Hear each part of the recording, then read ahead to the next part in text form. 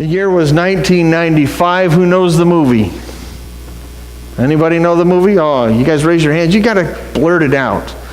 Toy Story. There we go. The movie is Toy Story. It had a budget of $30 million to produce the thing. It made over $373 million in box offices worldwide. And it was notable for a number of things. Anybody know why it was notable? It was the first movie that John Lasseter directed. And John Lasseter would go on and become a little bit of a popular director. You know, all the Disney movies, he directs most of those. Yeah. It was also the first movie, full-length feature film that was done entirely on computers. That's kind of interesting. And, it was also written by a guy named Joss Whedon. Does anybody know Joss Whedon? Yeah, he's the guy that writes like Avengers and that kind of stuff. So he was became a little bit of a big deal after this one. Yeah. The movie Toy Story introduced us to a number of characters. You might have recognized a couple of them in the picture here. The first one was Woody the sheriff, right? Sheriff Woody the cowboy, right? And who was the other one? Buzz Lightyear, exactly. Buzz Lightyear was refresh my memory, he was an anteater? No, he was an astronaut, that's right. In fact, he was a space ranger, wasn't he? And he went all over the place hunting bad guy aliens and keeping the universe safe for everybody. For these toys, life could not have been better.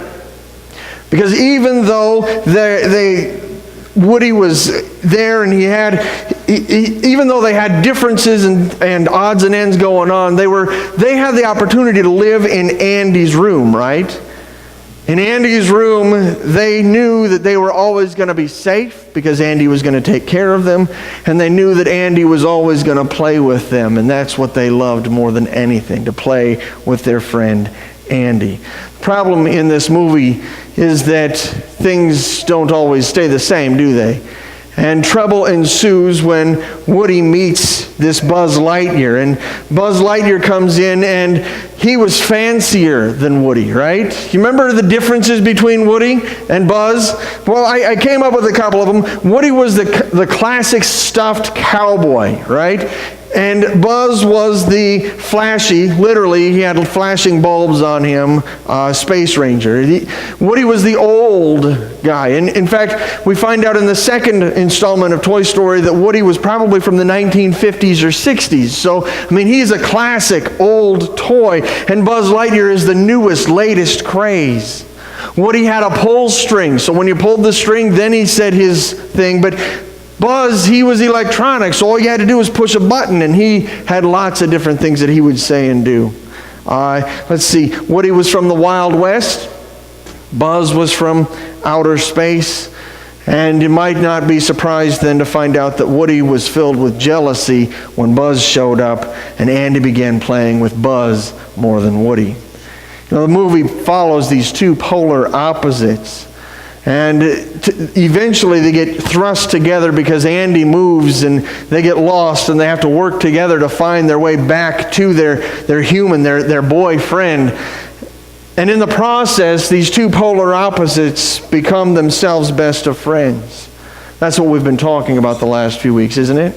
We've been talking about friendship, and the relationships that we have. But more specifically, we've been talking about what kind of people do we want to surround ourselves with? What kind of people do we want to call our friends? What kind of people do we want to speak into our lives?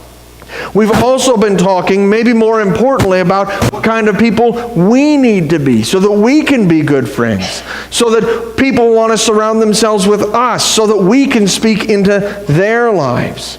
And as we've been working on this, we've been discussing David's friends, right? That's what we're trying to do. We're answering these questions, and so we've been examining the people that David called friends, the kind of people he surrounded himself, and the kinds of people that he allowed to speak into his lives. And we might remember in 1 Samuel chapter 16, we encountered Samuel, the prophet. You remember what Samuel did for David? Came and anointed him and said, David, you were a sheep tender, but now you're going to be king. He encouraged David to get out of where he had been and become who he was supposed to be, to do the right thing. That's what Samuel did for David. You might remember in 1 Samuel chapter 18, we encountered Jonathan. Do you remember Jonathan? What was Jonathan? He was a prince. Not just any prince, though. He was Saul's son, which meant that he was supposed to be the next king of Israel, except for one little problem. You remember what it was? David. God anointed David to be the next king instead. And so even though Jonathan knew that David is going to be the next king, we find a striking thing in 1 Samuel 18, and that is that Jonathan commits himself to David and loves him as himself, and the two of them become the best of friends. We discovered that friends are people who love us no matter what, and that love is about the other person. It's not about what I'm going to get out of the situation, what I'm going to get out of the relationship. It's about what I can give to them, how I can speak into their lives. It's about what's best for them, and that's what Jonathan was for David. He loved David. And last week we looked at 2 Samuel chapter 24. Actually, the guy that we met was introduced at the end of the book of 1 Samuel. His name was Joab. You remember Joab's relationship with David? He was David's nephew, right? And do you remember how Joab spoke into David's life? It was in 2 Samuel 24. David decided he's going to take a census. He's going to count all the military-aged people. And what does Joab do? Anybody? He says, hold on a second here. This isn't the best idea in the world. We got to not do this. Joab challenged David. Even though he was the most loyal friend David probably ever had, at least for the longest time. Jonathan was very loyal as well. But Joab was a lifelong friend. Very, very loyal. And yet he still stood up and said, hold on a second, David. This isn't a great idea. Challenged him just a little bit. Today we're going to look at 2 Samuel chapter 23. We're backing up just a bit, and I understand that's a little bit confusing, but we're actually progressing in the order that these people are introduced, not necessarily the passage that we're looking at. And today we're going to find ourselves meeting a guy by the name of Uriah and a couple of others. But 2 Samuel chapter 23 is a list of David's 30 mighty men. Actually, it's two groups of three that we find in verses 8 through 23, and then 31 men in verses 24 through 39 that are just provided in a list form. So a total of 37. They round it down and call it David's 30 mighty men.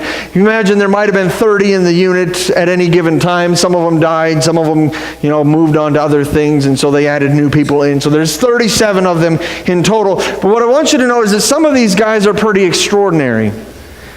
Josheb-Bashebeth, for instance. And if you can say that name, by all means, it's yours to say. I promise I won't even argue that I got the pronunciation right. So, Josheb-Bashebeth, we find out in the first couple of verses here that he attacked 800 men by himself and won. Right? He takes a spear out. He kills all 800 of these men. Actually, if you look at the parallel, there's a parallel passage in 1 Chronicles. There it says that he only killed 300 men. Now, the commentators that I was consulting as I was preparing for this message suggested that that's a copyist's error, meaning that when they were going through the text and they were copying it down hand by hand, because remember they didn't have Xerox machines back then, somebody, instead of writing 800, wrote down 300. And there are rules that dictate why they think this and all that stuff, but we're not going to get into that. I just have to say this. Whether he killed 300 men or 800 men all by himself, can we all just agree this dude is a beast?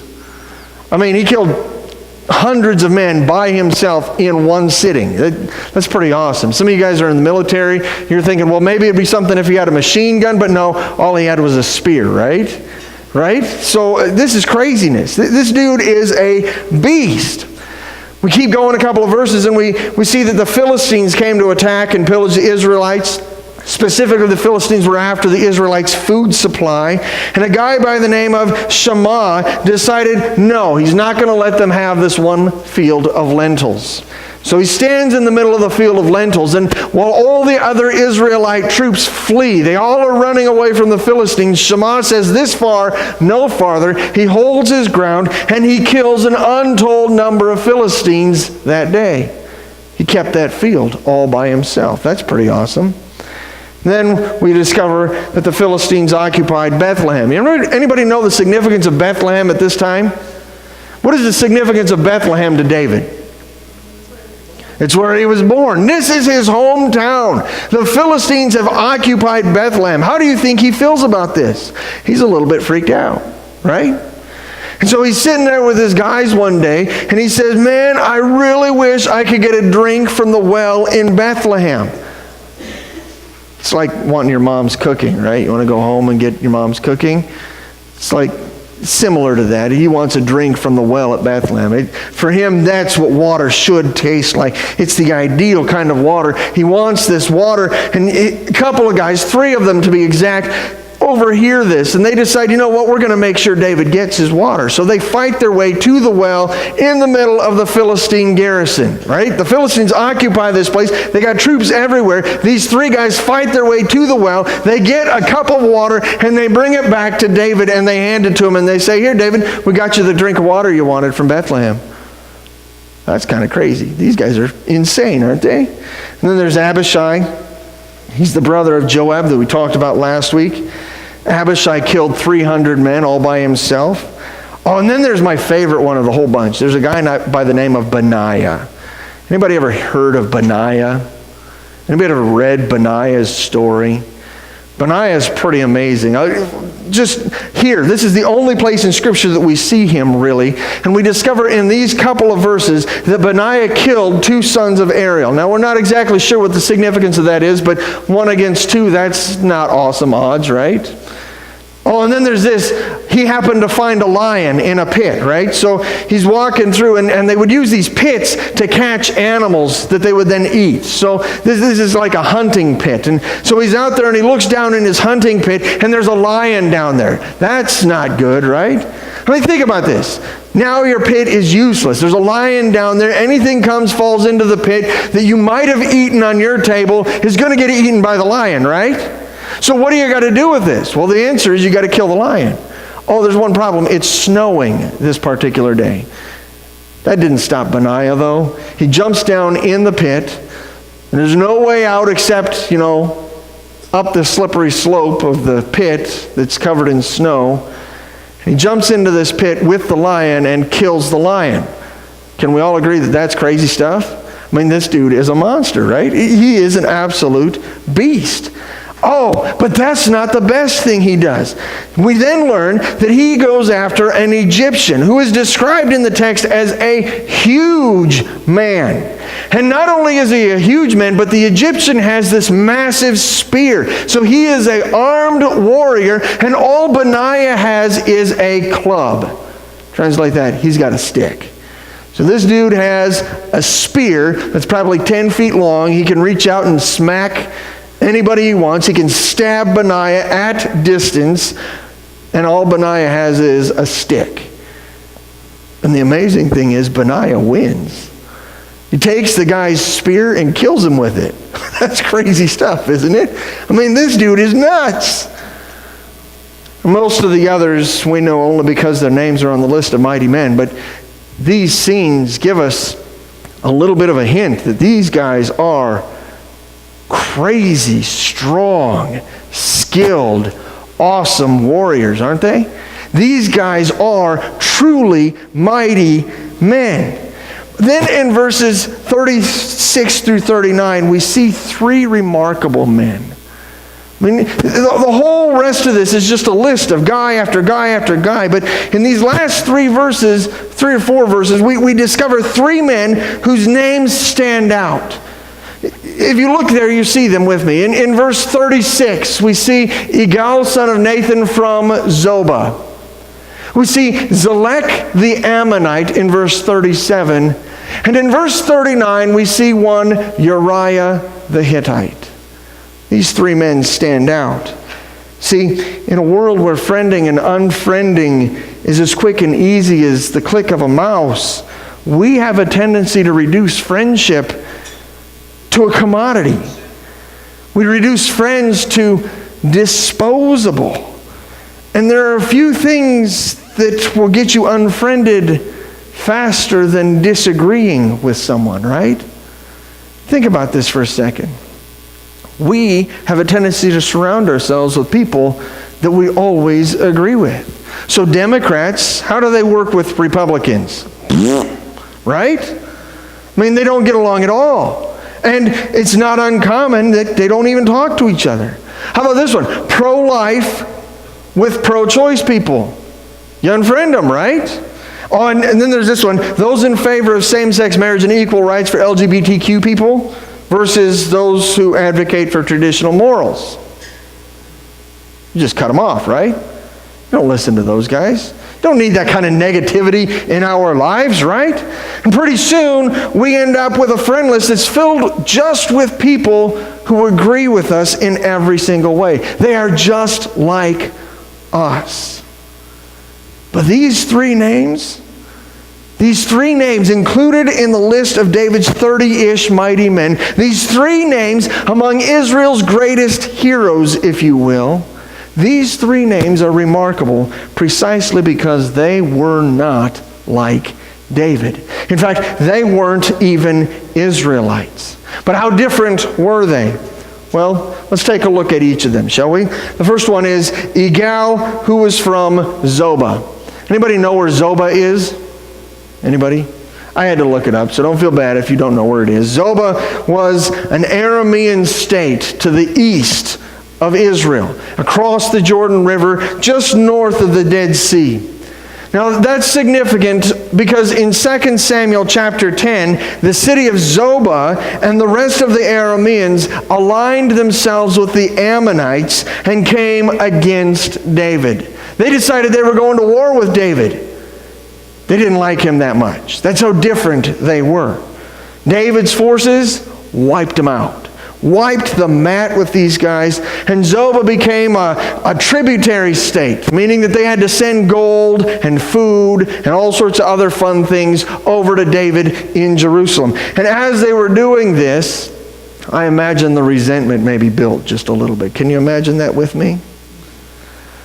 The second guy that we see in this list is one Zelek, who's from Ammon. He's an Ammonite, right? Zelek the Ammonite. Now, you might have caught something there just a moment ago because the people of Zobah, the Arameans, they allied themselves with the Ammonites to go against David. But the history between the Israelites and the Ammonites was actually a lot longer than that. See, the Ammonites were the descendants of Lot. Remember Lot? Abram's nephew went with him.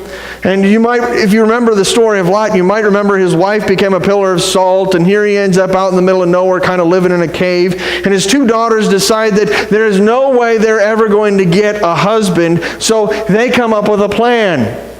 They're going to sleep with their dad and have kids that way. It's messed up, right? It is really crazy stuff. But that's what they do. They sleep with their dad. And the Ammonites are the descendants of Lot and his youngest daughter. Not awesome, right? But they did become a regional powerhouse.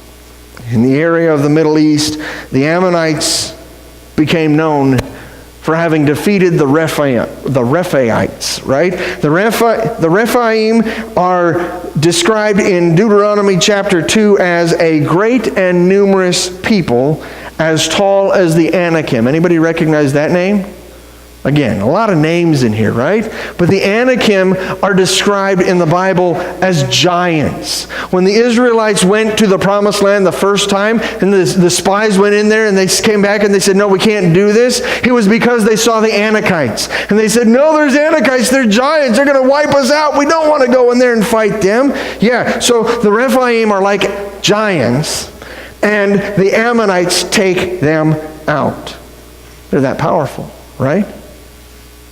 In Judges chapter 3, the Ammonites joined with Eglon, king of Moab, and they oppressed Israel. They came over and made Israel's life pretty miserable. In 1 Samuel chapter 11, it was the Ammonites who besieged Jabesh Gilead, which was Saul's hometown. And as Saul hears the word about this, he decides to go over and knock some heads in. He's the one that frees them, and in doing so, he solidifies his kingdom. The Ammonites have been hostile to Israel as recently as Saul's reign, just before David. And then, of course, in 2 Samuel chapter 10, the king of Ammon died. David sent an envoy over to offer his condolences, and they decide to humiliate the envoy and send them back with their hair all messed up and their clothes all tattered. And then they decide to go to war. So they recruit some friends and they come over. Of course, David's forces cleaned house with them, and you know that story already. The Ammonites were not very friendly to the Israelites either, were they? They had a long history of hostility between them. And yet here we have Zilach the Ammonite among David's mighty men. And then, of course, there's Uriah. Now, Uriah, you'll recognize that name immediately if you've ever been to Vacation Bible School, right? Vacation Bible School, you hear the story about David and Bathsheba, and Uriah is an integral part of that story. But what I want to focus on for just a moment is the fact that Uriah is described as a Hittite. The Hittites were largely unknown to archaeology and to history outside of the Bible before the 1700s. I think this is one of the most amazing things. For 1,700 years, we seriously wondered, were the Hittites a real thing?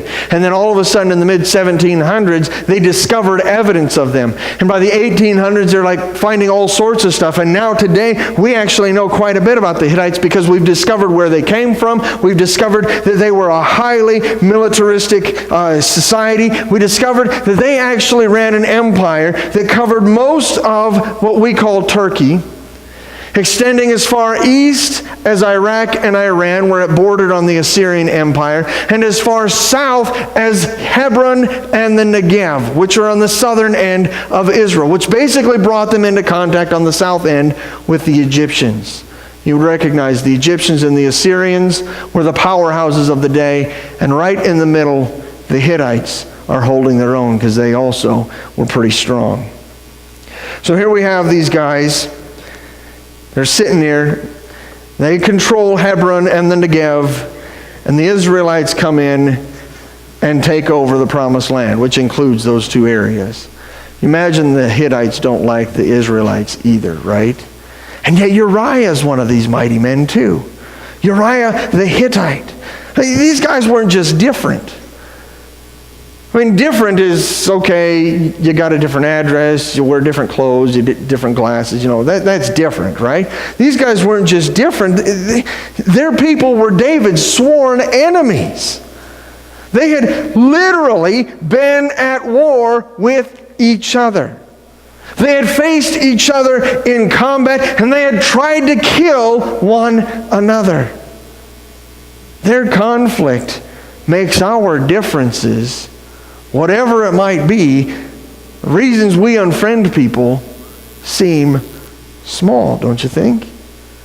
And yet, somehow, these guys managed to become David's friends. David wasn't content to surround himself with people who were just like him. He wanted people. Well, he surrounded himself with people who were radically different than himself. That's what we see in these three men, isn't it? They're radically different than he is, but we have to ask ourselves, why? Why would he do this kind of a thing? And the hint for the answer is found in the fact that Uriah the Hittite comes last. Now again, you remember Uriah's name because he's the one that showed up in 2 Samuel chapter 11 when David decided to seduce Bathsheba. More specifically, Bathsheba was Uriah's wife, right? So now we have the story of David who is sleeping with Bathsheba, who happens to be the wife of his friend. Now we have an even bigger reason for conflict here, don't you think? This is a pretty insane thing going on. And as we go through that story, we discover that not only did David take a liking to Bathsheba, not only did she become pregnant with David, but then David tried to get Uriah to come home to sleep with his wife and then think that maybe the baby was his. He tries to cover up the plot, the sin, using Uriah. Except Uriah was too honorable for that, wasn't he? You remember the story? David says, hey, why don't you go down and hang out with your wife? And Uriah instead camps out at the gates to the castle, right? So David gets him drunk and says, why don't you go down and hang out with your wife? And Uriah pulls up a mat and camps out at the gates of the palace. So David sends Uriah home with a note. And the note says, I want you to attack and put Uriah right in the middle of the fight. And just at the heat of the battle, I want you to leave him behind. Uriah gets killed. David had Uriah killed. Doesn't seem very friendly, does it? But I think it's significant for us. Because Uriah was always David's friend. He was in the list of 30 mighty men, right? Uriah, as far as it concerned him, was David's friend. And I think it's important that the authors of this list, they put Uriah's name at the end, because in doing so, we are reminded poignantly, that David was a sinner. I mean, isn't that what that does for us? By putting Uriah's name, we're reminded that David had this dude killed, and that was not exactly awesome. That's point blank sin, isn't it? By putting Uriah's name, we're reminded that David's a sinner, and that's important because for most of David's story, we know him as the man after God's own heart, right? I mean, God chose David because he was the one who would be faithful instead of Saul, who wasn't faithful. God used David to do amazing things, right? And then we have this, David becomes the hero king, that his legacy spans for generations and becomes almost legendary. But here's the problem. When we're surrounded just by the people who are just like us, we have a tendency to drink our own Kool-Aid, to see ourselves only from our own perspective. As a result, we all become the hero king or hero queen of our own story. Just like David. Because we only think of ourselves from our one perspective. When we surround ourselves with people who are different from us, they can help us see ourselves. They can help us see our culture. They can help us see God in ways that we would not see otherwise, because we have blind spots in our own perspectives, right? Our ideology, we just kind of go assuming that this is true, that this is right, that this is the way it is. Our culture, it all blinds us to other ways of doing things, and that's a big deal. Because God is bigger than our culture. And here's an amazing thing. God is bigger than our perspective on Him. He doesn't fit in our little box that we've built for Him. And you know what else? Sometimes we're not the hero king we think we are. That sucks, doesn't it? We need other people who are different than us, so that we can see ourselves, so that we can see our God, so that we can see our culture from a more objective standpoint, and discover the sin that's lurking in our blind spots. The other day I was watching TV, and I saw a commercial that made me chuckle just a little bit. It was a car commercial. You know how cars are getting more and more safe and things like that, and they're doing all these different things to make them more safe. And one of the things that they're doing is they're installing cameras, right? And so now we have these cars that have cameras pointing in every direction, so you literally get a 360-degree view of what's going on outside your car. And the other day I was watching a commercial, and they had a picture, or they had a car on there that was it had a computer in it that stitched all of these photos together and gave you what looked like an overhead view of the car, so you could see all the way around the vehicle. And it was kind of cool. And I thought to myself, that's a really neat thing. And then I realized that while they had the people sitting in the car, they had unloaded a couple of alligators just outside the car. And so now they're sitting in the car and they're looking in the camera and they're admiring how it looks really cool because it's looking like it's coming down from on top. And they see the alligators and they're kind of freaking out. And they're like, what? There's alligators? They wouldn't have seen the alligators if it wasn't for the camera that helped them see what they couldn't see themselves. We wouldn't see the sin and the faults and maybe sometimes the alligators if it wasn't for the different people who bring different perspectives into our lives. That's why it's so important. These three guys, and Uriah in particular, they provided David a 360-degree view so that David could see what was really going on with him. They held up the mirror or the camera and they said, here, David, this is what's actually happening in your life because we can give you a different perspective on everything. That's why it was so important that David had these three friends. And that's why it's so important that we have friends that are different just like them. I want you to think today about the people that you call friends. I want you to think how many of them are just like you. They look like you, maybe. They talk like you.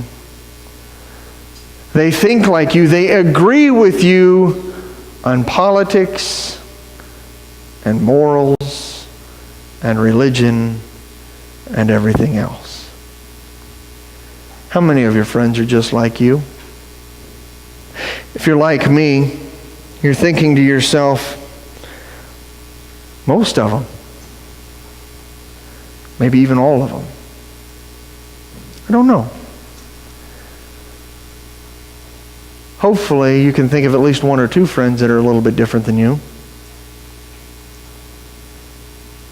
If there's one thing that we need to take from this particular passage, from the lives of these three men and their friendship with David, it's that we need to be more deliberate about finding friends who are different than we are. We got to go find people that look different, that talk different, that act different, that think different. I want to challenge you to look around the room today and see the people that are different than you are. And I want to challenge you, if you have never introduced yourself to them, if you don't even know their name, I want to challenge you to go introduce yourself and get to know them just a little bit.